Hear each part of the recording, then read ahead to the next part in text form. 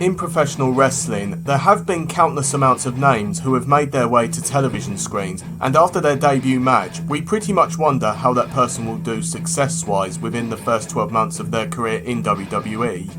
While we have had a countless amount of guys who have gone on to worldwide accomplishments following a certain time in the ring, there have been those who just fell apart for some reason or another, and they only last on our screens for just months or even a full year, and we either never see them again, or some may even re-emerge as a new character sometime down the road. With what I'm getting across here is I'm going to, in today's video, look at 10 wrestlers who may have been forgotten about, who appeared on SmackDown but only lasted no more than a full 12 months on the main roster.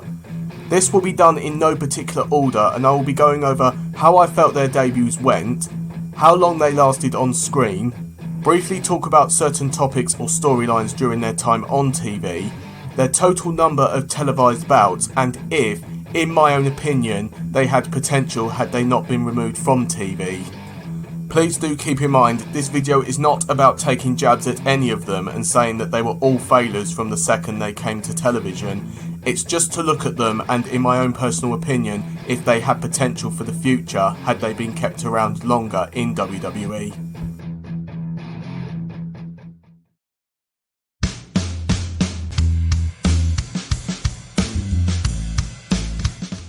Gunnar Scott would make his unannounced debut on the April 7th, 2006 edition of SmackDown. He would go one-on-one with Booker T in his debut, and as for it, the match kind of played out in the manner that you get when a top guy faces a jobber, and that's what I felt when watching this bout. It was apparent that Booker was on the verge of winning this one, but then the Boogeyman's music played, which caused a distraction, and it culminated in Scott rolling up Booker T for an upset win. Gunnar Scott's debut didn't exactly set the world on fire, but he had to start somewhere, of course. Gunnar would stick around on the Blue brand for only 2 months, where he worked a total of 12 televised matches during that time on both the SmackDown and the Velocity shows. After working matches with the likes of Finlay, Booker T and Orlando Jordan, Gunnar Scott would have his final match on the SmackDown that aired on June 30th, where he lost to Mr. Kennedy, and after the match, the Great Khali came down and destroyed Gunnar before placing him in a body bag. This was the Great Khali sending a message to The Undertaker, who he was feuding with at the time. Regarding my thoughts on Gunnar Scott, I get the feeling that maybe he wasn't all that ready to debut on screen when he did. He didn't get that involved with any major storylines, though he worked with some of the veterans in the business, but that's the real significance that springs to mind when it comes to Gunnar Scott in the WWE.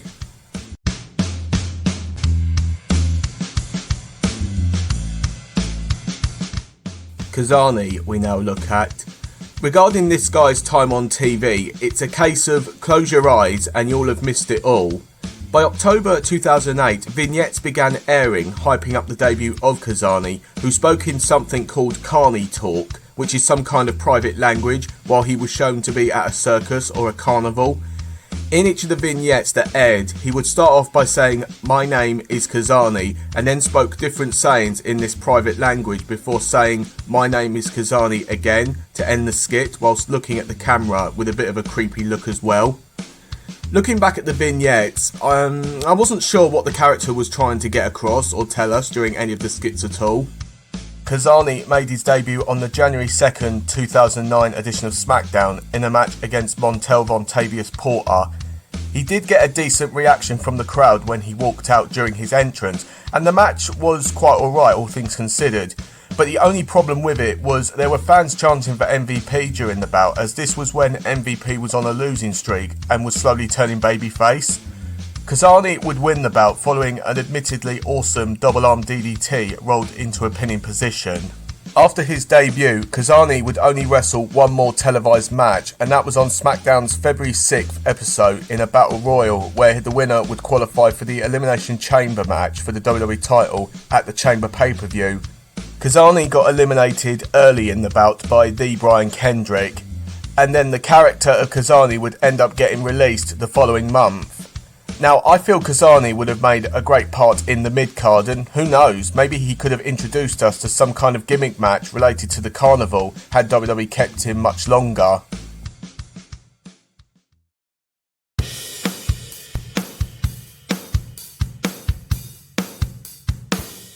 Kenzo Suzuki, to me, had the most success out of everyone on this list, but we'll come to that in a moment. Suzuki debuted in June 2004 against Scotty 2 Hotty, which was an okay enough debut, and then he had a mini feud with Billy Gunn which culminated in a match at the Great American Bash pay-per-view, which Kenzo came out on top.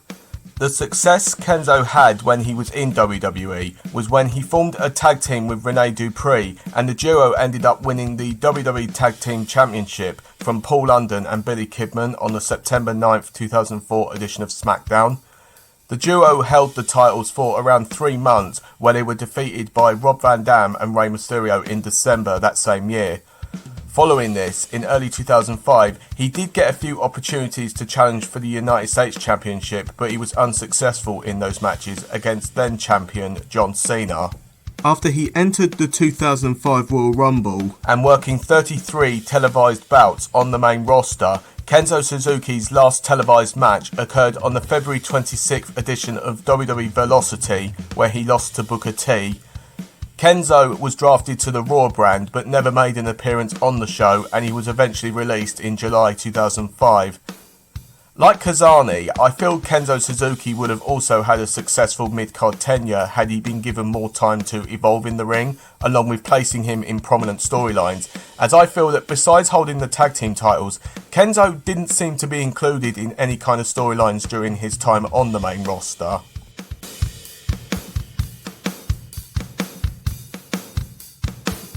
Mordecai is a character that has always been looked upon as a failure. Following WrestleMania 20, vignettes began to air that hyped up the arrival of this new character, one that was pretty obviously being lined up to go head to head with The Undertaker at WrestleMania 21 the following year.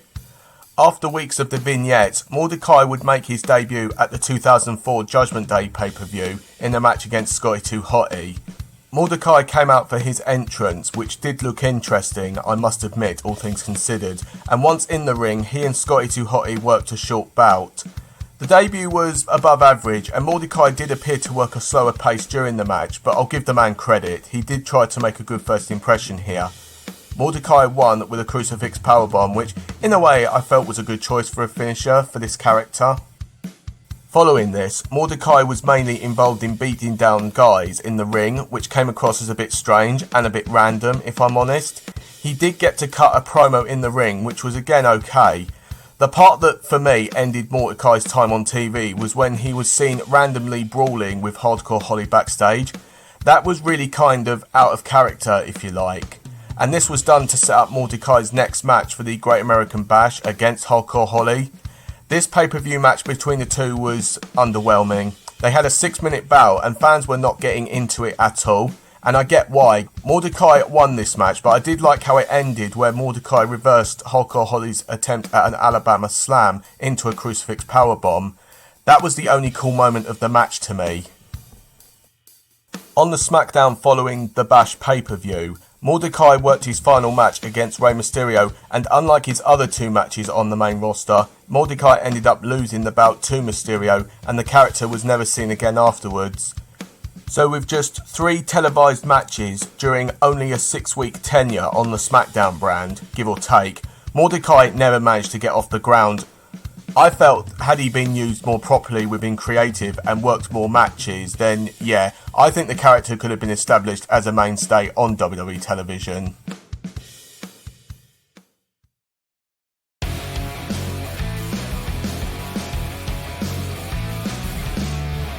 Zach Gowan is probably the one person who is likely considered as the least forgotten star on this list. Gowan was known in the WWE as the first superstar who competed with just one leg. Zach made his televised debut as a planted fan on the May 15th 2003 edition of SmackDown, where he was handed an American flag from Mr. America, also known as Hulk Hogan. When Mr. America was attacked during a Piper's Pick segment by Sean O'Haire and Rowdy Roddy Piper himself, Gowan entered the ring and smacked Piper in the back with the flag, which led to Sean O'Haire spearing Zach in the middle of the ring. The Hot Rod then grabbed Gowan's leg, and unbeknownst to Roddy, he ended up pulling Gowan's prosthetic leg, much to Piper's shock and somewhat confusion. Zach Gowan's next appearance came at the 2003 Judgment Day pay-per-view, where he accompanied Mr. America to the ring for his match against Roddy Piper. Gowan's friendship with Mr. America led to Zack getting into Mr. McMahon's bad books, and it began a feud between the two. Following a refusal to join Vince's Kiss My Ass Club, Gowan got his first televised match where he teamed up with SmackDown General Manager Stephanie McMahon in a match against The Big Show, where should the duo win, Gowan would earn a contract to become part of the SmackDown brand. And thanks to interference from Kurt Angle and Brock Lesnar, Gowan and Stephanie won the match. Following this, Vince told Gowan that his next match would be at Vengeance against the chairman himself. At the pay-per-view, Zack and Vince had a pretty good showing for a match, but however, McMahon won here after Zack missed a diving moonsault on Vince. Following this, Zack was not really involved in other storylines following the Vengeance loss. As a matter of fact, Zack would pretty much lose match after match during his time on SmackDown. The only other storyline that springs to mind was the one in the summer of 2003 where Zack competed against Brock Lesnar, where he was ambushed by the next big thing right in front of Zack's mother. Zack did work a match at No Mercy against Matt Hardy where he was victorious, but his last appearance was on the SmackDown following the pay-per-view in a match against Tajiri, which he lost. Gowan ended up with an injury, and this culminated in him getting his release in February the following year. Zack Gowan was an amazing guy to watch in the ring, and he's another superstar that I wish had been kept around much longer in the WWE.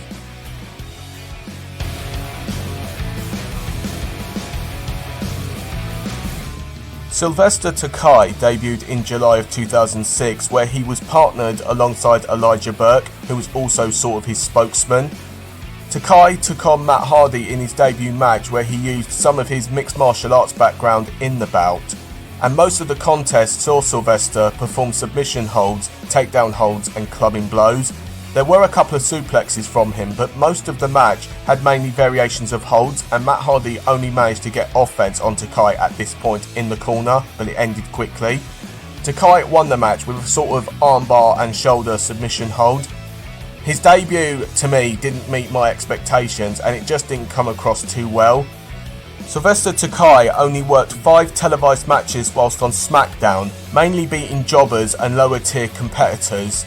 But just 2 months after his SmackDown debut, he and Elijah Burke would leave the Blue brand and emerge on ECW on Sci-Fi in November, where Takai worked just 3 tag team matches with Elijah Burke on the brand. One of those was against the Hardy Boys, and that match featured the only time Takai ever took a loss in a match on WWE television. His final match occurred on the January 2nd, 2007 edition of ECW on Sci-Fi, where he and Elijah Burke were victorious against the full-blooded Italians, and just weeks later, Sylvester Takai would end up getting released from the WWE. Sylvester Takai in the WWE. This is another case of a wrestler being called up to the main roster, but due to not meeting expectations, would end up getting let go. I don't know what plans WWE had for Takai for the future. Looking at all his matches on SmackDown, which were all singles bouts, they did feel quite slow paced with no real quality, and I always got the feeling that Takai came across as, to me, a bit limited in the ring, if I'm perfectly being honest. And for the tag team bouts he and Elijah Burke took part in whilst on ECW, they worked better as Elijah Burke looked better in the ring, no offence to Sylvester Takai. I think maybe he would have been better working tag team matches to start off with before transitioning to singles competition.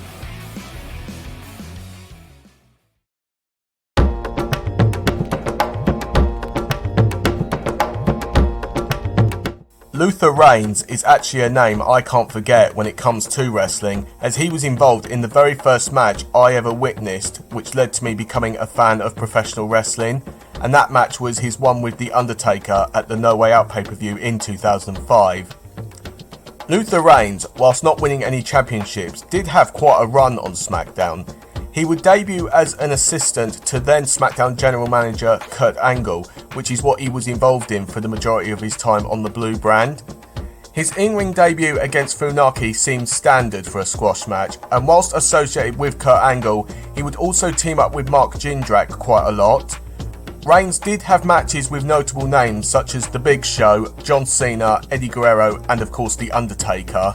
And of all the names in this video, Reigns had the most pay-per-view appearances with 6, 7 if you include the Battle Royal from WrestleMania 21's kickoff show. and after 41 televised bouts, Luther Reigns had his final match, funnily enough, against his first televised opponent, Funaki, on an episode of Velocity in April 2005. Unlike other guys looked at, Luther Reigns would leave WWE after he himself requested his release. The reason for this is apparently Reigns had creative issues with Paul Heyman, as Paul wanted to pair Luther with Rene Dupree to form a tag team, but Reigns declined this and instead wanted to form a faction with Tyson Tomko and Christian, with the latter being the leader of the group, and Heyman dismissed the idea, apparently, which resulted in Luther Reigns requesting his WWE release. Now, I actually really feel Luther Reigns had something going for him. While he may not have had the best in-ring cardio, he came across as someone who could have made it had he improved more in the ring. While he did not win any championship gold, he definitely had a somewhat interesting tenure on SmackDown, mainly due to his association with Kurt Angle, and again, he did work alongside some all-stars of the WWE.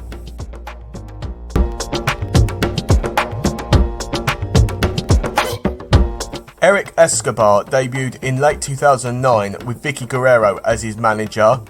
Upon his debut, he looked to have been in contention for an immediate push, but it ended almost immediately. His debut in October was against Matt Hardy in a qualifier to be a part of Team SmackDown at the Bragging Rights pay-per-view. Escobar won the match, but did so with a roll-up, which seems common, but I like to see newcomers perform a finisher so we know what they'll use to end matches going forward. His performance was standard for a new start, so no more to add there. But a week after he qualified for the team, he and the others who qualified would get replaced by other SmackDown stars. Following that, Eric Escobar's apparent push started to take a tumble right away. He did receive a shot at the Intercontinental Championship against John Morrison in a quite good bout, all things considered. Morrison retained the title, and after just 1 month working together, Vicky Guerrero and Eric Escobar's working partnership ended. In my eyes, this was the beginning of the downward spiral for Escobar's run on the main roster, as after this, Guerrero, who had authority to book matches, placed Eric in handicap matches against the likes of Jericho and the Hart Dynasty. Man, talk about getting a big push only for it to turn into a big burial. In the end, after just 9 televised bouts in just 2 months, Eric Escobar worked his final match on the December 18th, 2009 episode of SmackDown, where he lost to Kane in a one-on-one match, and then Escobar's WWE career ended the following month when he was released from the company. Eric Escobar is another case of someone being let go before being given the chance to shine. From other sources, Escobar was a model employee that always followed instructions from management, and it's been said that he showed up to events on time, was never involved in bad habits, and never got into any scuffles with anybody backstage. So why would management release someone who looked red hot with a glowing future and did what he was told? Doesn't make sense at all. And regarding if I think he had the makings of being a star, I do. Maybe had he won the Intercontinental title in that match with Morrison, he would have fitted in great in the mid-card, but we'll never know what the plans were for Eric Escobar in the WWE.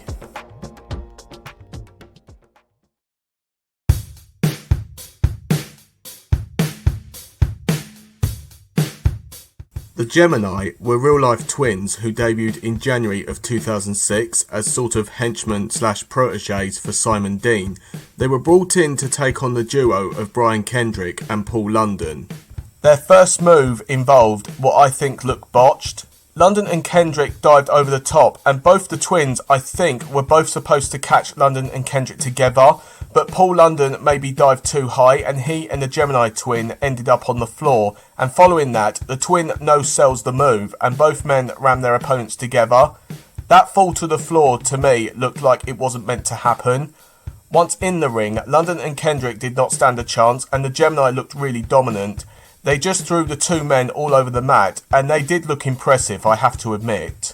Their debut match ended up being thrown out as the bell didn't even ring to begin with, but despite this, again, I thought they looked dominant. Following their debut appearance, the Gemini worked a total of 12 tag team matches during their run on SmackDown. They mainly worked against cruiserweight teams like Psychosis and Super Crazy, Funaki and Scotty 2 Hotty, and even some jobbers as well. The Gemini twins did not once lose any of the 12 televised bouts they took part in. Their only losses came from dark matches that the two competed in. Their dominant looking run came to an end when one of the twins came down with an injury. I believe it was either during or around the time of their final televised match on the May 12, 2006 episode of SmackDown where the Gemini twin got injured. After the twin recovered and returned from injury, the Gemini worked 4 more dark matches and the duo were eventually let go from the WWE. The team of Gemini looked impressive, I won't lie, and they could have been a real threat to the tag division on the blue brand, but an injury to one of the team members sadly let their momentum fall, but at least the injury didn't have an immediate effect on their release from the company.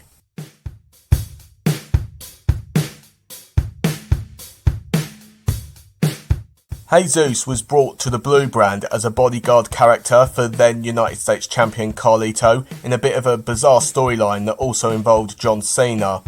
The story was that after Carlito won the US title from Cena, John was attacked in a nightclub by an assailant and it was revealed that Jesus was the culprit.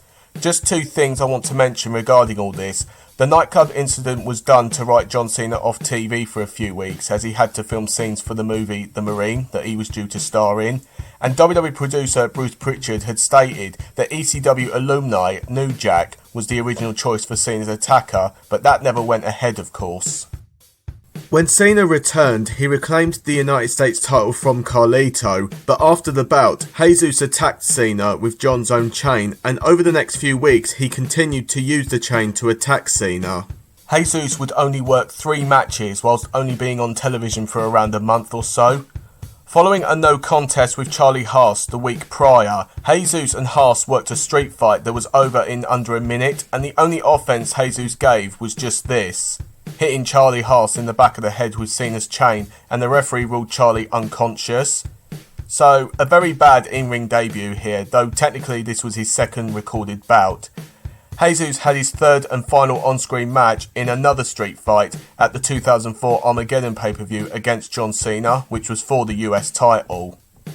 This match was way too one-sided. Jesus' only offense was a rake to Cena's eyes and a kendo stick shot. Seriously, I didn't see Jesus perform any wrestling moves during his time on screen, as all his moves pretty much involved weapons, so this doesn't seem to fit the role of a bodyguard character. Cena won the match and Jesus was removed from SmackDown for good after the bout.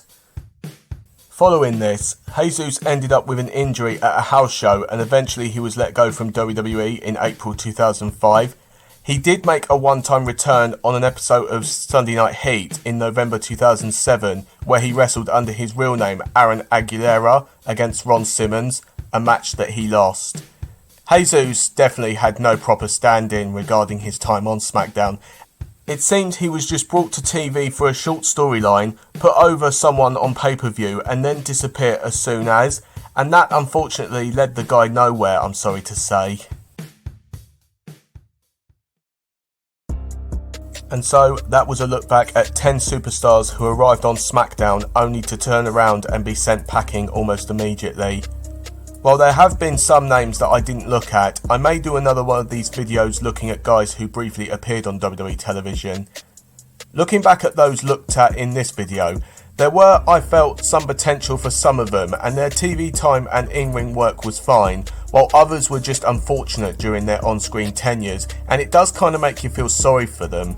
But that, however, is the way that it goes in the business. I hope you all like this look back at those who are likely forgotten names in the WWE, and again, maybe I'll do this in another video but with those who didn't get brought up in this upload. Thank you all for watching.